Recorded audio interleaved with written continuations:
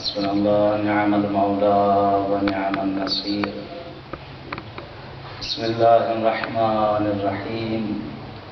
الحمد لله الذي خلق الخلائق بقدرته ونشر الرياح برحمته وابتدى بالصخور ميدان أرضه والصلاة والسلام والتحية والإكرام على جد الحسنين سيدي شباب أهل الجنة بالقاسم محمد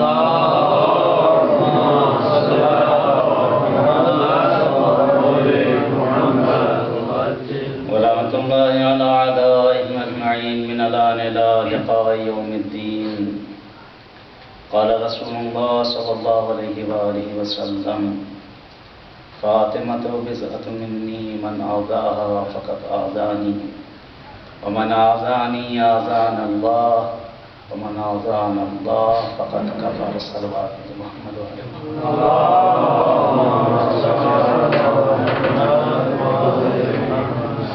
آئیے اپنے سخن کا آغاز کرنے سے پہلے منجی بشریت منجی دو عالم سوگوار اہل بیت مولا امام زمانے کی خدمت میں چلتے ہیں اور کچھ فرائضات کی خدمت میں سے زیادہ. اللهم صل على محمد وآل محمد. اللهم صل على محمد وآل محمد. بسم الله الرحمن الرحيم. اللهم وليك الحجة ابن الحسن صلواتك عليه وعلى آله في هذه الساعة وفي كل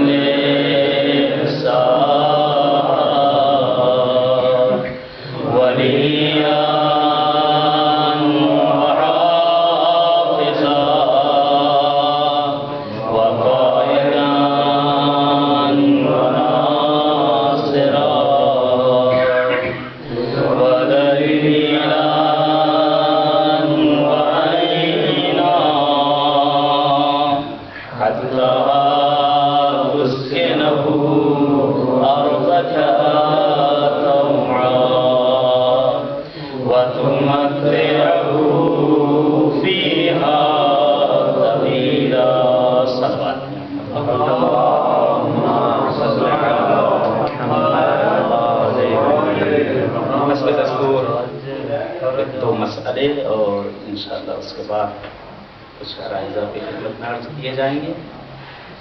پہلا مسئلہ، اگر ماں اور بیٹا، بھائی اور بہن، زن و شوہر، خالہ چچی، محرم نامحرم، اگر یہ دونوں ساتھ میں کسی جگہ پر اس طرح نماز پڑھیں، مثلا یہ زن اور یہ شوہر، یہ بہن اور یہ بھائی، دونوں کنارے ہم کھڑے ہو کر ساتھ میں نماز پڑھیں، دونوں کی نمازیں باطل. ماں کی بھی نماز باطل، بیٹی کی بھی نماز باطل، بہن کی بھی نماز باطل، بھائی کی بھی نماز باطل، بیوی کی بھی نماز باطل، شوہر کی بھی نماز باطل، چہ محرم چہ نامحرم. مثلا اکثر ہوتا ہے گھروں میں یہ ہوا کہ مثلا اہلیہ محترمہ نماز پڑھ رہی ہیں، جلدی سے شوہر وضو کر کے آئے اور کنارے کھڑے ہو کے دونوں نماز پڑھنے لگے. یا یہ ہوا کہ والدہ نماز پڑھ رہی ہیں، ان کے کنارے آ کے فرزند نماز پڑھنا شروع کر دیں. یا مثلا بھائی نماز پڑھ رہا، بہن وضو کر کے آئی اور آ کر بھائی کنارے کھڑے ہو کے نماز پڑھنا شروع کر دی. یا والدہ پڑھ رہے ہیں، آ کر وہاں فرزند کھڑے ہوئے. اسی طریقے سے چہ محرم چہ نامحرم، یہ دونوں اس طرح سے، مثلا یہ ادھر لیڈیز ادھر جینٹس، دونوں برابر میں اس طرح کھڑے کنارے، یہ یا تھوڑا سا بھی اگر فاصلہ ہو پھر بھی اشکال. دونوں کی نماز باطل ہے، دونوں کی نماز صحیح نہیں. صحیح کیسے ہوگی؟ یعنی شریعت نے جو فقہ نے راہ حل بھی بتائی ہے ہم باطل ہونے کی، ہم صحیح ہونے کی۔ یہاں پر اگر عورت آگے ہو جائے، مرد پیچھے ہو جائے، پھر بھی باطل ہے۔ اگر عورت سے محرم سے نامحرم اگر آگے ہو جائے پھر بھی باطل۔ مرد ایک قدم آگے ہو، لیڈیز ایک قدم پیچھے ہو، دونوں کی نمازیں صحیح ہو جائیں گے۔ ایک صلوات محمد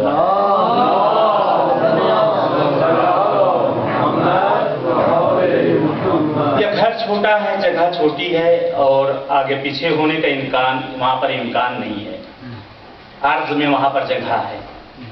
تو یہ کم سے کم جو شریعت نے کہا ہے، کم سے کم ایک قدم کا فاصلہ، یہاں پہ لیڈیز تو ایک قدم کا فاصلہ، وہاں پر جینٹس ہو، یعنی اگر اتنی چھوٹی جگہ ہے تو وہاں کم سے کم ایک قدم کا فاصلہ ہونا چاہیے، تب دونوں کی نمازیں صحیح ہو سکتی ہیں۔ عورت عورت کے ساتھ پڑھے کوئی اشکال نہیں، مرد مرد کے ساتھ پڑھے کوئی اشکال نہیں۔ یا آپ حرم میں جاتے ہیں، اکثر حرم میں ہوتا ہے کہ یہاں پر دیکھا کہ جماعت ہو رہی ہے اور لیڈیز جینٹس دونوں پڑھ رہے ہیں، لیکن اس کے فاصلے کا لحاظ کیا جاتا ہے، فاصلے کا لحاظ کیا جاتا ہے، دونوں کی نمازیں وہاں پر صحیح ہوتی ہیں۔ دوسرا مسئلہ کہ جو مسائل شیعہ میں نقل کیا گیا ہے، مولا امام زین العابدین علیہ السلام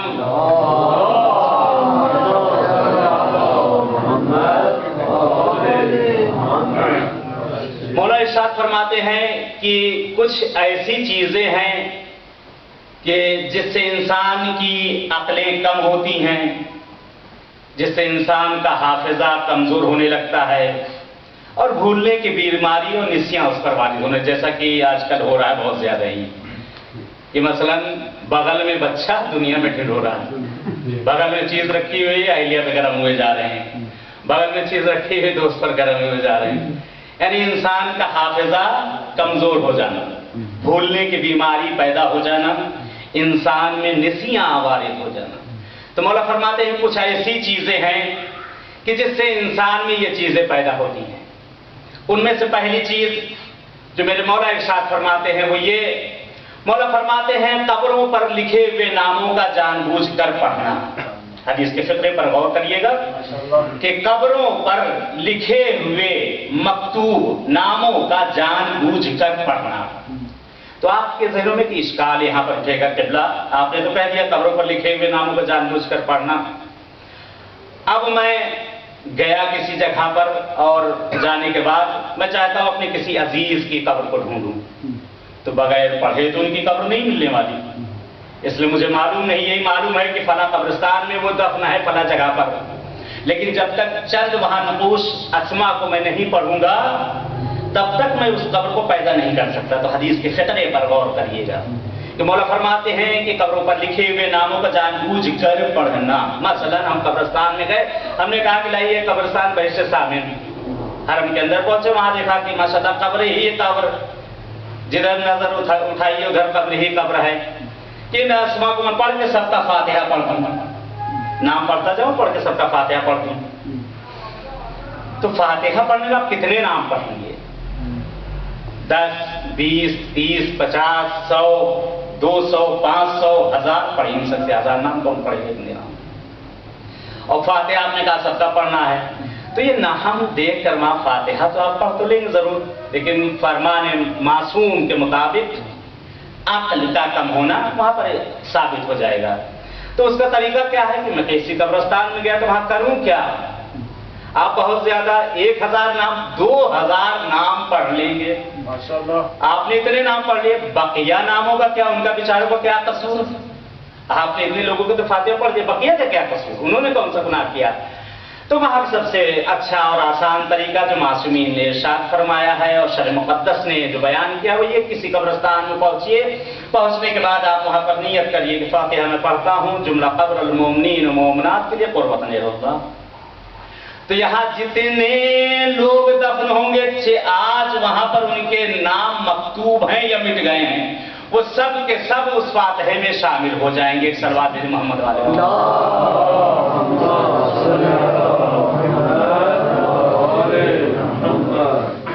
یہاں پر مجبوری ہے، یعنی جو انسان اپنے کسی عزیز کی قبر کو ڈھونڈ رہا ہے، یہاں پر انسان کی مجبوری ہے یہاں پر کوئی حرج نہیں، اس سے انسان کی عقل اس سے کم نہیں ہوگی، بلکہ وہ جان بوجھ کر ان اسما کو وہاں پر پڑھنا اور پڑھنے کے بعد وہاں پر جا کر اس طرح سے فاتحہ پڑھنا، یہ تو پہلی چیز۔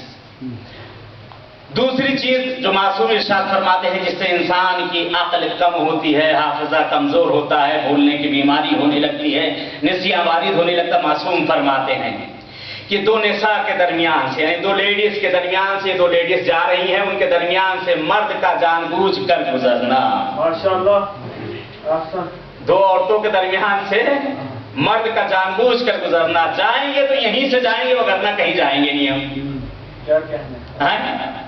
تو جانے کو تو انسان چلا تو جائے گا لیکن اپنا ہی نقصان کرے گا، اپنا ہی نقصان کرے گا۔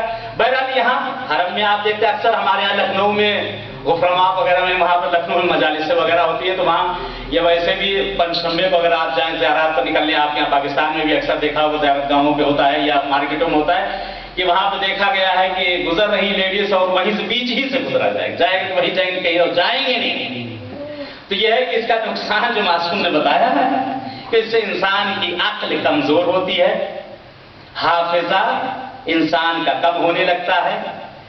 کہیں گے قبلہ ہم لاکھ بچنا چاہیں لیکن یہ ایسی بلا ہے کہ بچ ہی نہیں سکتے، ہم نہیں اگر جانا چاہتے تو وہ ہمیں گھیر کے لے جاتے۔ تو معصوم کے فقرے پر غور کریں کہ خود انسان کا خود بخود جان بوجھ کر گزرنا، یعنی دو گزر رہی انہیں کے درمیان ہی سے گزرنا، آپ عرب میں جا رہے ہیں، ادھر سے بھی لیڈیز جا رہی ہیں، ادھر سے بھی جا رہی ہیں، تو اس میں کوئی اشکال نہیں، لیکن اگر جان بوجھ کر گزریں گے تو اس میں سے انسان کے لیے دوسری چیزیں یہ وارد ہوں گی۔ یہ دوسری چیز۔ تیسری چیز جو معصوم ارشاد فرماتے ہیں، تیسری چیز کہ جس سے انسان کا حافظہ کمزور ہوتا ہے وہ کون سی چیز؟ مولا ارشاد فرماتے ہیں کسی جگہ پر کسی نساء کا بیٹھا، لفظ نساء آیا ہے، یعنی لفظ عام آیا ہے وہاں پر، لفظ نساء ہے یعنی کسی جگہ پر کسی لیڈیز کا بیٹھا ہونا، وہ لیڈیز اس جگہ سے اٹھ کر جائے اور جگہ بھی گرم ہو، مرد کا اس جگہ پر آ کر بیٹھ جانا، اس سے انسان کی عقلیں کمزور ہوتی ہیں، حافظہ کمزور ہونے لگتا ہے اور بھولنے کی بیماری ہونے لگتی ہے۔ اور یہاں پر قید بھی نہیں کی گئی ہے محرم سے نامحرم، محرم سے نامحرم، جگہ پر قید یہ ہے کہ کوئی نساء اگر کسی جگہ پر بیٹھی ہو اور وہ اس جگہ سے اٹھ کر جا، حدت ابھی حرارت وہاں پر باقی ہو، اس جگہ پر مرد کا آ کر بیٹھ جانا۔ یہ تین چیزیں، بہرحال بہت سی چیزیں ہیں جن میں سے بہرحال ایک چیز اور عرض کر دوں کہ مولا ارشاد فرماتے ہیں ادرار اور مدفوع کا کرنا غسل خانے میں، یعنی وہ جگہ جو انسان کے نہانے کے لیے مخصوص کی گئی ہے، فقط استحمام کے لیے۔ مولا فرماتے ہیں اس جگہ پر ادرار اور مدفوع کا، پیشاب اور پائخانے کا کرنا اس جگہ پر جو جگہ مخصوص کی گئی ہو فقط نہانے کے لیے، مولا فرماتے ہیں ایسا کرنے سے انسان کی عقلیں کمزور ہونے لگتی ہیں، حافظہ کمزور ہونے لگتا ہے، بھولنے کی بیماری وارد ہونے لگتی ہے۔ تو کہیں قبلہ آپ تو پرانے زمانے میں چلے گئے، ہاں آپ تو پرانے زمانے میں چلے، آج ماڈرن زمانہ ہے، آج کا پیش رفتہ زمانہ، وہیں لیٹرین وہیں دونوں چیزیں سب چیز ساتھ ہی ساتھ بنی ہوئی ہے، بات بنا ساتھ میں، تو یہ تو اور اچھا ہو گیا، یہ تو اور اچھا ہو گیا۔ معصوم نے جو چیز ارشاد فرمائی ہے فقرے پر غور کریں، معصوم فرماتے جو نہانے کی جگہ مخصوص ہے، جو نہانے کی جگہ مخصوص، اگر دو چیزیں ایک ساتھ بنی ہوئی تو جو جہاں کی چیز ہے وہاں پر انجام دے لی جائے، اس میں کوئی اشکال نہیں۔ لیکن اگر اس چیز کو دیکھیں، شاید آپ یہاں پتہ نہیں، بہرحال ہمارے ہاں شہر بمبئی، انڈیا میں شہر بمبئی، وہاں گھر بہت چھوٹے چھوٹے ہوتے ہیں، پبلک کے گھر بہت چھوٹے چھوٹے، گھروں کے اندر وہاں پر ایک چالی کہی جاتی ہے، ایک چیز، ایک چتونجی، ایک چیز بنا دی جاتی ہے، ایک جگہ کہ جس جگہ پر وہاں پر لیڈیز برتن بھی دھو رہی ہیں، کپڑے بھی دھو رہی ہیں، وہیں پر سارے کام ہو رہے ہیں، اس کے بعد بچوں کو وہیں پر جو ہے، یعنی سارے کام اسی جگہ پر انجام دیں۔ اگر ایسا کیا جائے تو یعنی ہم رزق بھی ان چیزوں سے مخلوط ہوا جا رہا ہے کہ جس کی وجہ سے شاید یہ چیز وہاں پر بھی اطلاق آ سکتی ہے۔ صلوات محمد والے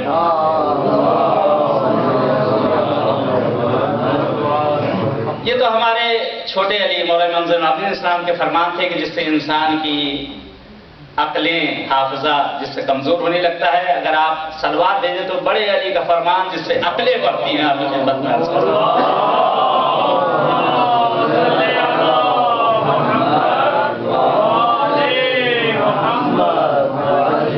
مولا امیر المومنین علی بن ابی طالب علیہ السلام ارشاد فرماتے ہیں کہ کچھ ایسی چیزیں ہیں کہ جس سے انسان کی عقل بڑھتی ہے، حافظہ تیز ہوتا ہے اور بھولنے کی بیماری ختم ہونے لگتی ہے۔ माशाअल्लाह।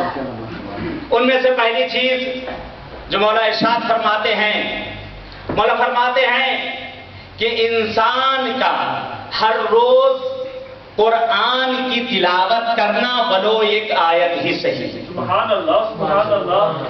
یعنی اس فلسفے کو ذرا غور کریے گا، مولا کا فرمان کہ ہر روز قرآن کا تلاوت کرنا ولو ایک آیت ہی صحیح۔ نہیں معلوم آپ کے، بہرحال میں اپنے یہاں کی بات بتاتا ہوں، آپ کے ہمارے یہ ہوتا ہے جب شادیاں ہوتی ہیں تو شادیوں میں لڑکی کے ساتھ قرآن آتا ہے، شادیاں ہوتی ہیں شادیوں میں لڑکی کے ساتھ قرآن آتا ہے، اور وہ قرآن طاق پر لا کر سجا دیا جاتا ہے، اور اس میں اتنی مٹی بیٹھ جاتی ہے جب کوئی مرتا ہے تو وہ جھاڑ کر کھولی جاتی ہے۔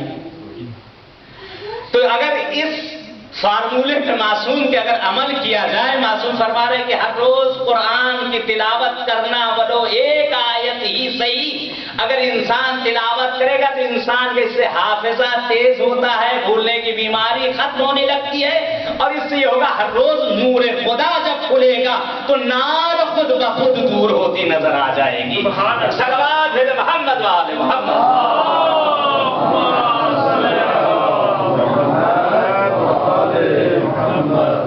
دوسری چیز جو مولا ارشاد فرماتے ہیں جس سے انسان کی عقلیں بڑھتی ہیں، حافظہ تیز ہوتا، مولا فرماتے ہیں کہ ہم اہل بیت پر کثرت سے صلوات بھیجنے سے انسان کا حافظہ تیز ہوتا ہے اور بھولنے کی بیماریاں ختم ہونے لگتی ہیں۔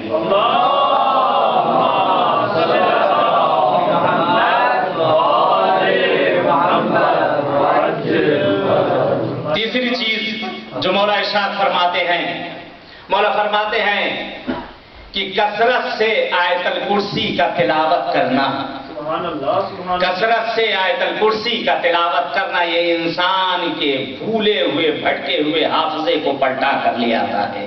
صلوات محمد والے محمد۔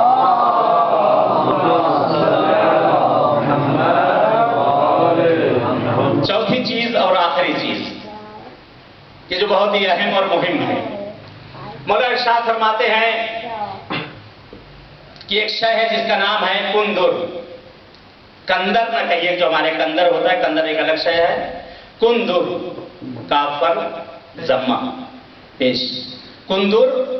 مولا ارشاد فرماتے ہیں کہ اگر کوئی نساء، کوئی لیڈیز اگر وہ حاملہ ہو، چوتھے مہینے کے آخری ہفتے سے لے کر 8ویں مہینے کے پہلے ہفتے تک، چوتھے مہینے کے آخری ہفتے سے لے کر 8ویں مہینے کے پہلے ہفتے تک مولا ارشاد فرماتے ہیں کہ اگر اس کندر کو کوئی استعمال کرے، اس کو کھائے چبائے چنے کے دانے کے برابر ہفتے میں 2 یا 3 مرتبہ، تو مولا ارشاد فرماتے ہیں کہ یہ جنین، یہ بچہ جب دنیا میں متولد ہوگا تو اتنا ذہین، اتنا ہونہار، اتنا ہنرمند ہوگا کہ لوگ دیکھ کر اس کو تعجب کریں گے اور کہیں گے کہیں یہ ساحر و جادوگر تو دنیا میں پیدا نہیں ہو گیا۔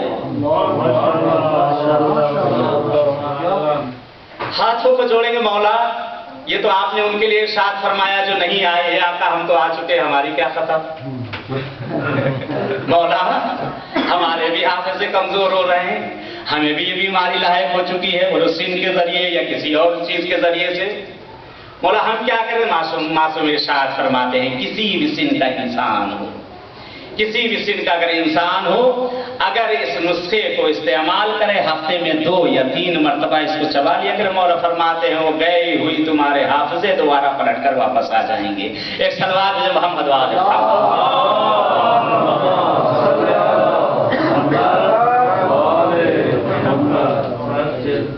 پیغمبر اعظم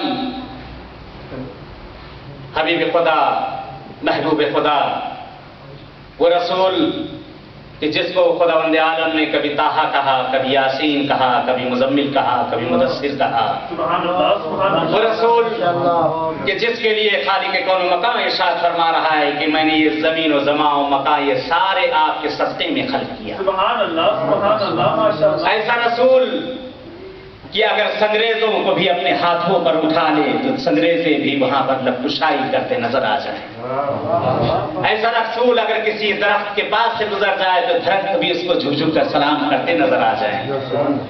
ایسا رسول جو کہ اخلاق کا نمونہ، اخلاق کا پیکر، رحمت للعالمین جو بنا کر بھیجا گیا ہو بشر کے لیے، وہی پیغمبر ارشاد فرما رہا ہے، وہی رسول ارشاد فرما رہا ہے کہ فاطمہ تو بضعۃ منی، فاطمہ میرا ٹکڑا ہے، فاطمہ میرے دل کا ٹکڑا ہے. دیکھو، جس نے فاطمہ کو اذیت کی، جس نے فاطمہ کو ایذا پہنچائی، اس نے مجھ کو اذیت دی، اور جس نے مجھ کو اذیت دی اس نے خدا کو اذیت دی، اور جس نے خدا کو اذیت پہنچائی وہ کافر اور مشرک ہے. یعنی جناب رسول خدا جناب زہرا کے اس مقام والا کو بتانا چاہتے ہیں اور بیان کرنا چاہتے ہیں، اور باقاعدہ طور سے آپ اس کو پریکٹیکل کر کے بتاتے ہیں. یہ نہیں کہ جناب رسول خدا نے زباناً اس چیز کو کہہ دیا، نہیں، بلکہ عملاً اس چیز کو آپ نے کر کے بتایا کہ دیکھو جس طرح سے میں فاطمہ کا اکرام اور احترام کرتا ہوں تم بھی اسی طریقے سے فاطمہ کا اکرام اور احترام کرتا. کہ ہر روز جب بھی رسول خدا اپنے گھر سے نکلتے ہیں پہلے اپنی بیٹی کی چوکھٹ پر جاتے ہیں، اور وہاں پر پہنچنے کے بعد بیٹی کو صدا دیتے ہیں اور سلام کرتے ہیں. یعنی ایک پیغام ہے رسول خدا کا ان لوگوں کے لیے کہ جن کی بیٹیاں ہیں، کہ دیکھو میں رسول ہو کر، میں پیغمبر اعظم ہو کر اپنی بیٹی کا اتنا احترام کرتا ہوں تو تم بھی سیدہ کی کنیزوں کا احترام کرنا. دیکھو اپنی بیٹیوں کو محبت سے ہمیں انہیں نوازنا، کبھی ان پر ہاتھ مت اٹھانا. دیکھو اپنے بیٹیوں کو پیار اور محبت سے نوازنا اور بیٹیوں کا رتبہ اور مرتبہ سمجھنا. کیوں؟ یہ کہ تمہارے لیے مہمان ہیں، تمہارے پاس خداوند عالم نے اسے امانت کے طور پر رکھا ہے. دیکھو امانت میں کبھی خیانت مت کرنا، اور اس کی وہ تربیت کرنا جو تربیت کرنے کا حق ہے. اگر چاہتے ہو کہ واقعاً یہ کنیز زہرا بنے، محب زہرا بنے، تو میرے فرمودات پر عمل کرنا اور ویسے ہی تربیت کرنا جیسے میں نے اپنے فرزند کی تربیت کی ہے. عزیزوں، آج کے معاشرے میں، آج ہمارے گھروں میں دیکھیں جو مشکلات پھیلتی چلی جا رہی جگہ جگہ پر، ہر گھر کی کوئی نہ کوئی مشکل، ہر گھر میں کوئی نہ کوئی پریشانی. اس کی علت پر بھی کبھی ہم نے غور کیا ہے کہ آخر یہ مشکلات کیوں آ رہی ہیں، آخر یہ پریشانیاں کیوں ہم پر عائد ہو رہی ہیں، اس کی وجہ کیا ہے. اگر قرآن کی طرف رجوع کیا جائے تو معلوم ہو جائے گا اس کی وجہ کیا ہے. کیوں آج انسان، یہ بشر کیوں پریشان ہے. جو مالدار ہے وہ بھی پریشان، جو غریب ہے وہ تو پریشان ہے ہی ہے. یعنی جسے بھی دیکھیں اس کی کوئی نہ کوئی مشکل. آخر اس کی وجہ کیا ہے؟ تو قرآن کی طرف جب رجوع کریں گے تو دیکھیں گے قرآن میں سورہ عصر خداوند عالم ارشاد فرما رہا ہے، بسم اللہ الرحمن الرحیم، والعصر ان الانسان لفی خسر. خدا کہہ رہا، خدا قسم کھا رہا ہے کہ مجھے قسم ہے عصر کی. ویسے قسمیں تو خدا نے بہت چیزوں کی کھائی ہے، اور انسان کی عادت بھی عجیب سی ہو گئی. آپ سچی سے سچی بات کہیں تو ماننے کے لیے تیار نہیں ہوتا. اگر وہ جھوٹی چیز کو اگر قسم بھی کھا لے تو لوگ ماننے کو تیار ہو جاتے ہیں. آج بازار میں دیکھیں کہ امام رضا کی کتنی جان کی قسمیں کھائی جاتی ہیں. جنون امام رضا کتنی قسمیں کھائی جاتی ہیں، سڑی چیزیں قسم کھا کر بیچی جا رہی ہیں، غلط کام قسم کھا کر کیے جا رہے ہیں. لیکن یہ وہ خدا ہے جو کہ لم یلد ولم یولد ہے، جو کہ صادق الوعد ہے، کہ جو شبہہ بھی نہیں ہو سکتا، انسان گمان بھی نہیں کر سکتا کہ خداوند عالم کبھی کسی غلط چیز کے لیے کہتا ہے. وہ خدا قسم کھا رہا ہے کہ مجھے قسم ہے عصر کی کہ ہر انسان گھاٹے میں ہے، ہر انسان خسارے میں ہے. خدا نے تو پہلے ہی ہمیں بتا دیا، پہلے ہی آگاہ کر دیا کہ دیکھو انسان، میں نے تم کو خلق کیا ہے لیکن تم گھاٹے میں ہو. ہاتھوں کو جوڑیں گے، پروردگار ہے پالنے والے، تو نے تو پہلے ہی ہمیں کہہ دیا کہ ہم گھاٹے میں ہیں. اے معبود، اب دنیا میں جب ہم گھاٹے میں آ ہی گئے تو کوئی ایسا کام ہو کہ جس سے ہم فلاح پا جائیں. تو سورہ اور آگے بڑھا والعصر ان الانسان لفی خسر الا الذین آمنوا وعملوا الصالحات، ہر انسان گھاٹے میں ہے، ہر انسان خسارے میں ہے، مگر وہ انسان جو کہ عمل صالح انجام دے، نیک عمل انجام جو دے گا وہ انسان فلاح پائے گا، جو میری اطاعت و فرما برداری کرے گا وہ فلاح پائے گا، جو میرے در پر سجدہ ریز ہوگا وہ فلاح پائے گا، جو میرے بھیجے ہوئے اولیاء کی پیروی کرے گا وہ فلاح پائے گا۔ اب اگر ہم اپنے آپ کا تجزیہ کریں، یعنی خدا نے کہا دیا کہ ہر انسان گھاٹے میں ہے، جو بھی انسان آیا وہ گھاٹے میں ہے۔ اگر ہم اپنا تجزیہ کریں کہ ہم دنیا میں آئے یہ اتنے چند سال کی جو ہمیں عمر ملی، 10 سال 20 سال 50 سال 100 سال، آج اس زمانے میں کوئی 70 گزر جائے بڑا قسمت والا ہے، آدھی تو دوائیاں کھا جاتی ہیں، بقیہ یہ ذہنی پر ٹینشن کھا جاتے ہیں۔ سلوات بھیجیں محمد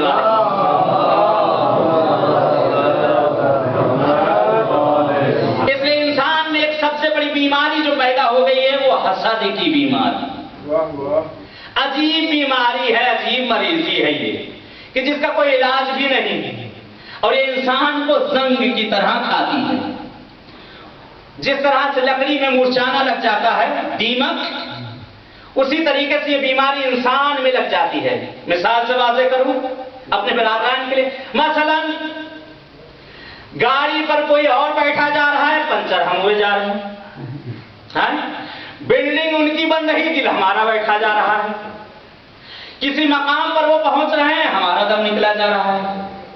یہ انسان کی خصلت ہے، یہ انسان میں ایک بیماری ہے کہ انسان کسی کو آگے بڑھتا دیکھ نہیں سکتا،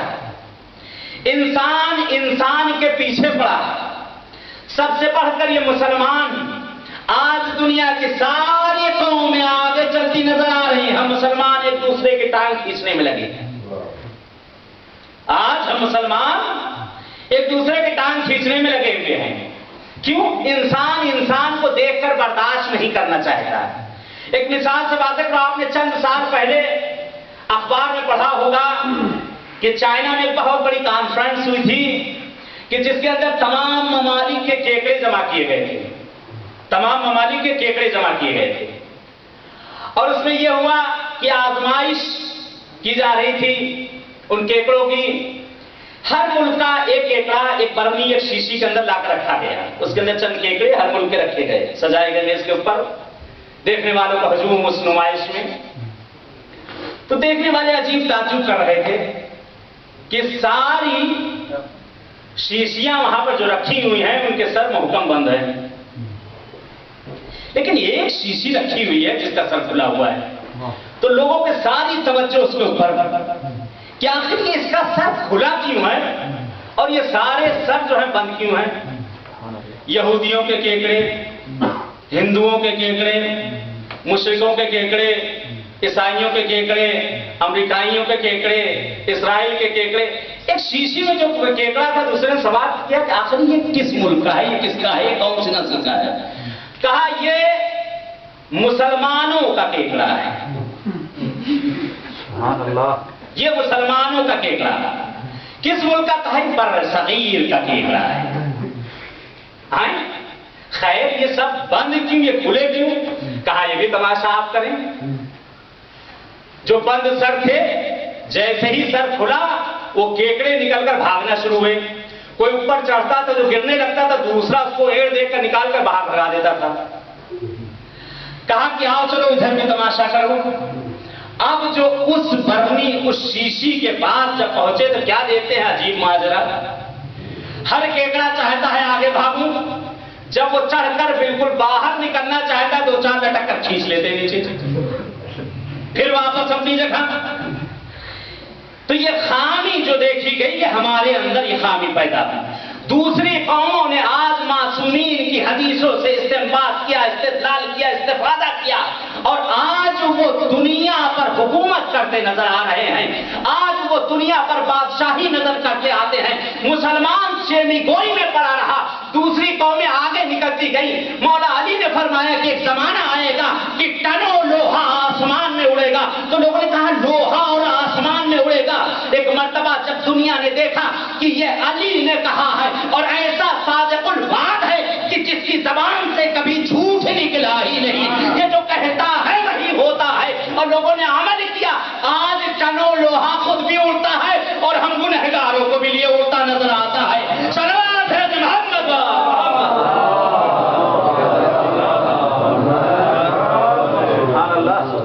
ہر انسان گھاٹے میں, ہر انسان خسارے میں. آج ہماری عبادتوں کا یہ عالم, آج ہمارے صدقات کا یہ عالم, آج ہماری خیرات کا یہ عالم. آپ کو سمجھاؤں, ہماری عبادت کا ایک عالم. ایک واقعہ بہت ہی مشہور, ایک عابد, یعنی ہماری عبادت دیکھیں, ایک عابد عبادت کر رہا ہے کسی جگہ پر. مثلا میں ہی آپ کے درمیان آیا اس جگہ پر اور نماز کا وقت تھا. میں نے کہا کہ چلو کسی کمرے میں چل کر عبادت کر لوں. یہ اس محلے میں پہنچا, پہنچنے کے بعد میں نے کہا چلو بھائی اچھی جگہ ہے, یہاں پر بیٹھ کے تھوڑا نماز پڑھ لی جائے, عبادت کر لی جائے. خلوص دیکھے میرا کیا.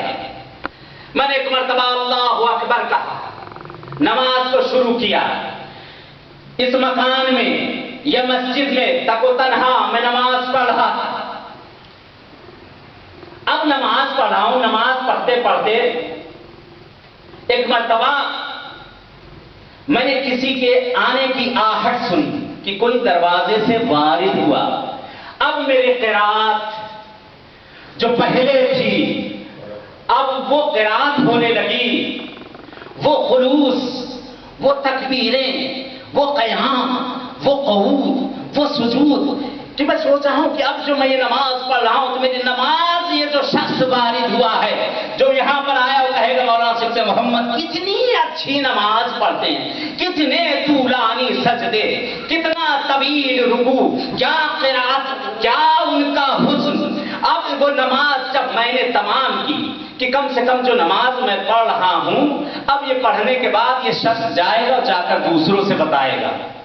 اب جو میں نے نماز تمام کی تو وہ جو خلوص اور اخلاص جو کسی کے آنے کی وجہ سے مجھ میں بڑھ گیا تھا, اب جو نماز تمام کر کے میں نے کیا دیکھا دروازے کے پاس ایک کتا بیٹھا ہوا ہے. جو میری ساری عبادتوں کے یہ سارے اخلاص بھی میرے اس کے ساتھ چلے گئے. یہ ہے ہماری نماز. اگر ایک دو رکعت نماز پڑھنے کے لیے کھڑے ہوتے ہیں تو ساری مارکیٹ گھوم کے آ جاتے ہیں, 2 رکعت نماز ختم نہیں ہو پاتی. تو نماز بھی گئی, انسان خسارے میں, جس کے اوپر ہمیں بھروسہ تھا وہ بھی گیا. اب ہمارے پاس بچا کیا؟ صدقہ, خیرات. ایک مرتبہ میں نے جیب میں ہاتھ ڈالا اور ہاتھ ڈالنے کے بعد دائیں بائیں دیکھ رہا ہوں کوئی مجھے دیکھے تو صحیح کہ میں کتنا بڑا خیر ہوں, کتنا بڑا خیرات کرنے والا ہوں. اگر ہاتھ نکالا بھی 100 تھمان بھی اگر نکلا, کہا جا کر عیش کرو کچھ کھا لینا. تو صدقہ بھی گیا, یہ بھی دکھاوے کی چیزوں میں نکل گیا. اب ہمارے پاس ایسے دھیرے دھیرے دھیرے دھیرے ساری چیزیں جاتی گئی. خدا نے کہا ہر انسان گھاٹے میں, ہر انسان خسارے میں, تو ہم بھی خسارے میں جاتے جا رہے ہیں. سب کچھ ہمارا جاتا گیا. حج کرنے گئے, زیارت کرنے گئے تو وہاں سے پلٹ کر آئے, بڑے بڑے بینر لگائے حاجی صاحب. اگر کسی وقت کوئی دعوت نامہ بھی ہمارے پاس آ گیا اور بیچارہ وہ شادی کا کارڈ جس نے بھیجا بھولے سے حاجی لکھنا بھول گیا تو اس دعوت میں نہیں گئے. جب ملے کہا کیوں نہیں ہے, کہا تم نے اس میں حاجی تو مجھے نہیں لکھا تھا. ہوتا ہے ہمارے معاشرے میں نہیں, یعنی ساری چیزیں. یہ تو حج بھی ہمارا وہاں گیا. اس لیے یہ حج جو ہم نے کیا وہ بھی دکھاوے کے لیے کہ لوگ مجھے حاجی صاحب کہیں. نہیں, انسان کے سدھرنے کی وہ جگہ تھی. اگر حاجی وہاں سے حاجی بن کر آیا ہوتا تو دنیا بھی بناتا, عقبہ بھی بناتا. آج حاجی حج کرنے جاتا تو ہے لیکن پاجی بن کے آ جاتا ہے. بہت کم ہی ایسے ملیں گے جو حاجی ہوں گے. سبحان اللہ. تو یہ بھی ہماری گئی عبادت, یہ بھی گئے خسارے. اب کیا بچا؟ اب کوئی تو ایسی چیز ہونا چاہیے کہ جو انسان کو بخشش تک لے جائے. کوئی تو ایسی چیز ہونا چاہیے جس سے انسان کے لیے فائدہ ہو جس چیز میں. کوئی تو ایسی چیز ہو جو اسے سہارا ہو، آسرا ہو کہ ہاں یہ ہمیں بخشوا لے گی، یقین کامل اس کا اس چیز پر ہو. تو عزیزوں ایک ایسی عبادت ہمیں نظر آتی ہے کہ جس عبادت کا یہ عالم ہے کہ اگر اس عبادت میں انسان بیٹھ جائے، اگر ریاکاری کرے تو وہ بھی اس کی عبادت لکھی جائے، اگر اس عبادت میں بیٹھ جائے، اگر دوسروں کی طرح منہ بنانا شروع کرے تو وہ بھی قبول کی جائے گی، اگر اس عبادت میں اگر اس فرش پر آ کر بیٹھ جائے تو اس کی ساری چیز ضمانت میں لکھی جاتی ہے، اگر اس عبادت میں آ کر بیٹھ جائے، اگر اس کا ذہن بھی کہیں جائے گا تو بے جز رسول اور آل رسول کے کہیں نہیں جائے گا. اگر ان عبادتوں میں کوئی ایسی عبادت ہے جس پر ہمیں ناز ہے کہ ہمیں بخشوائے گی، ہمیں محشر میں لے جا کر صحرا سے ملائے گی، تو یہ فرش حسین ہے جو ہمیں بخشوا لے گا، اور دعائے زہرا ہے جو ہمیں نجات دلا دے گی. سلام محمد وآل محمد.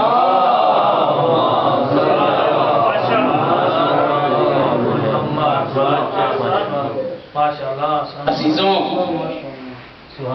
اگر انسان چاہتا ہے فائدہ تو آ جائے در زہرا پر، اگر انسان چاہتا ہے فلاح تو آ جائے در حسین پر. یہ وہ در ایسے در ہیں کہ جہاں انسان اپنا عقبہ بھی بناتا ہے، اپنی دنیا بھی بناتا ہے. بہرحال آج کے مناسبت سے ایک عمل ہے بی بی زہرا سلام اللہ علیہ کا کہ اگر وہ کسی بھی مشکل یا گرفتاری میں پھنسا ہو، کیسی بھی اس کی مشکل ہو، مادی معنوی کوئی بھی مشکل اس کی ہو، اگر اس عمل کو انجام دینے لگے تو اس کی تمام وہ مشکلات برطرف ہو جائیں گی. اور بہت آسان سا عمل کہ ہر روز اگر کوئی انجام دے، کسی کی کوئی بھی بہرحال ہر انسان کسی نہ کسی کے ساتھ کوئی نہ کوئی مشکل ضرور ہے، کہ اگر اس کو اپنا وظیفہ بنا لے، ہر روز فقط 70 مرتبہ، کوئی بہت زیادہ بھی نہیں، ہر روز 70 مرتبہ اس عمل کو اگر انجام دے، اول و آخر صلوات بھیجنے کے بعد، یا فاطمہ ادرکنی ولا تہلکنی، 70 مرتبہ اس عمل کو اگر کوئی انجام دینے لگے تو انشاءاللہ جو بھی اس کی مشکل ہوگی بحق حضرت زہرا سلام اللہ علیہ برطرف ہو جائے گی. صلوات محمد.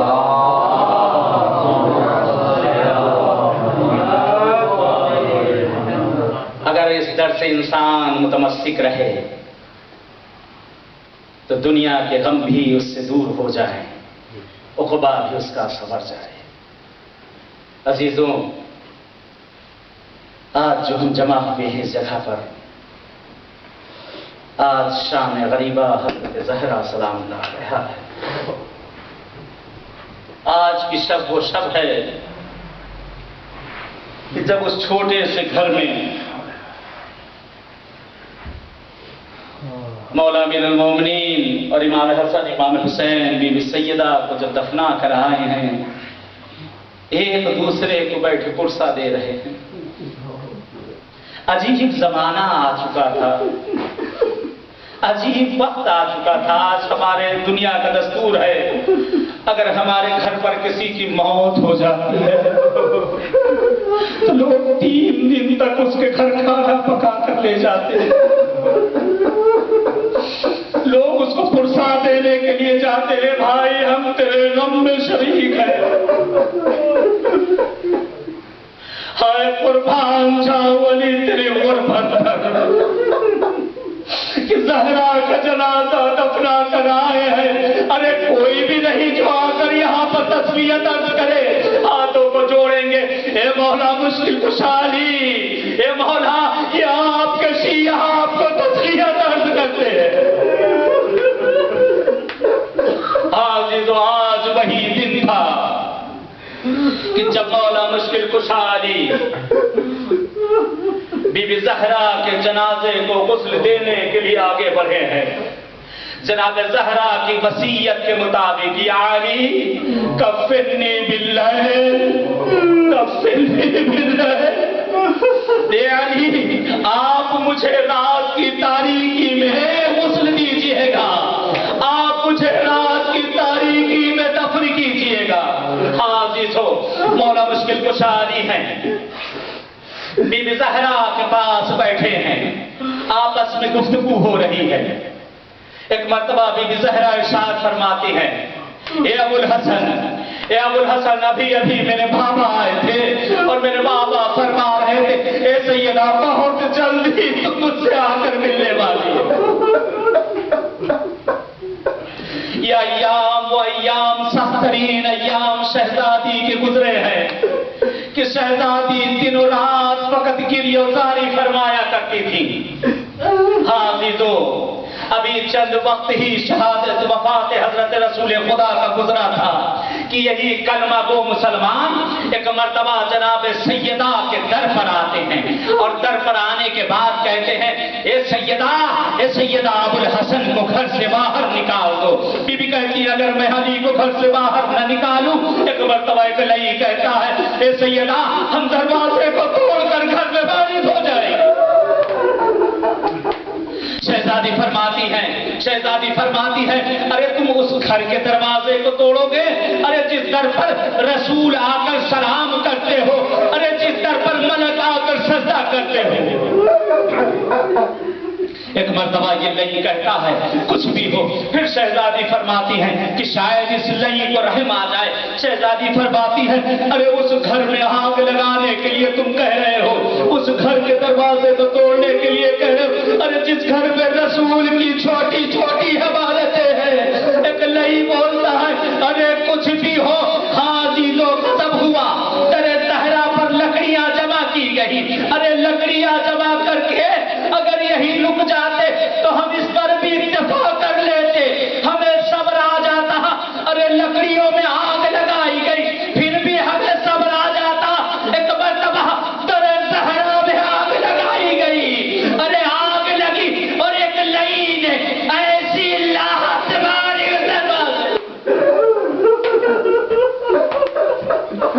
ایسی لاہت ماری. علامہ قمبانی اپنی کتاب میں لکھتے ہیں کہ جانتے ہیں عرب کے دروازوں میں دروازے کے پیچھے ایک موٹی سی کیل لگائی جاتی تھی جو جا کر دروازے کو دیوار سے روک دیتی تھی. علامہ کہتے ہیں, مجھے نہیں معلوم کہ اس کیل نے زہرا کے پیر. ایک مرتبہ بی بی زہرا در و دیوار کے درمیان آتی ہے, آواز دیتی, اے بنتا ذکیری, اے بنتا میری مدد کرو. اجرکم اللہ, اجرکم اللہ. پرسہ دے لے بی بی زہرا کو, مولا علی کو, جناب زینب سلام اللہ علیہ کو پرسہ دے دے. حاضیزو ملتا ہے کہ جناب زہرا اس ضربے کی وجہ سے ارے غش کھا کر زمین پر گر جاتی ہے. ارے لئی دروازے کو راندتے ہوئے گھر میں داخل ہوئے, علی کے گھرے میں رسل ڈالی, علی کو کھیلتے ہوئے مسجد رسول میں لے کر گئے. حاضیزو ابھی کچھ دیر گزری تھی, ایک مرتبہ شہزادی کو غصے پھاقا ہوا اور پوچھتی ہے, اینا ابو الحسن, ابو الحسن کہاں ہے؟ مرزا کہتی ہے, شہزادی علی کو مسجد میں لے کر گئے. اور شہزادی اپنے درد کو بھول گئی اور سر پر چادر ڈالی. مسجد میں پہنچی, عجیب منظر دیکھا, علی کا سر ممبر پر رکھا ہوا ہے اور کہہ رہے, اے علی بیعت کر لو وگرنہ سر کو جدا کر دیں گے. اور شہزادی کو یہ منظر برداشت نہ ہوا. ایک مرتبہ شہزادی فرماتی ہے, ارے خلو ابو الحسن کو چھوڑ دو وگرنہ میں اپنے سر کے بال کو پریشان کر دوں گی. ارے ابھی زبان سے نکلنا تھا کہ مسجد کی دیواریں بلند ہونے لگی, ہاتھوں کو جوڑیں گے. اے بی بی زہرا, آج ایک رسل آپ کو برداشت نہ ہوئی. ارے ذرا کربلا میں آ کر دیکھیں. اجرکم اللہ, اجرکم اللہ. خدا آپ کو کوئی غم نہ دے سوائے غم معصومین کے. حاضر ہو, وہ وقت بھی آیا کہ مولا علی جناب زہرا کو غسل دینے کے لیے حجرے میں پہنچے. اسما ساتھ ہے, اسما علی کو پانی دیتی جاتی ہے اور مولا جس وقت حجرے میں گئے تھے, ارے بچوں سے وصیت کر کے گئے تھے, اے بچوں دیکھو بلند آواز سے گریہ نہ کرنا, تمہاری آواز گھر کے باہر نہ جائے. عزیزو, ارے جن بچوں کے سامنے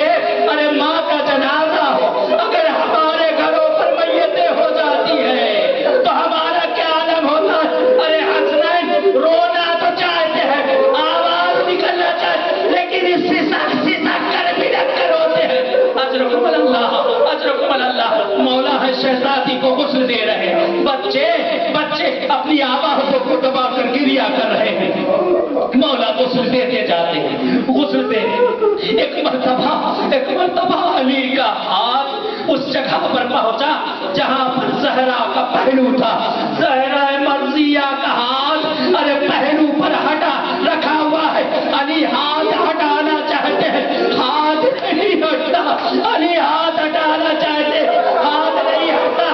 ایک مرتبہ علی نے امامت کا سہارا لیا، ارے جیسے ہی ہاتھ ہٹا علی نے ایک چیخ ماری، قسم آگے بڑھی، اے مولا آپ نے بچوں سے کہا تھا ارے بلند آواز سے نہ رونا، اے مولا آپ نے جی ایک مرتبہ مولا کہتے اے اسماء زہرا کا پہلو شکستہ تھا، زہرا نے مجھے بتایا۔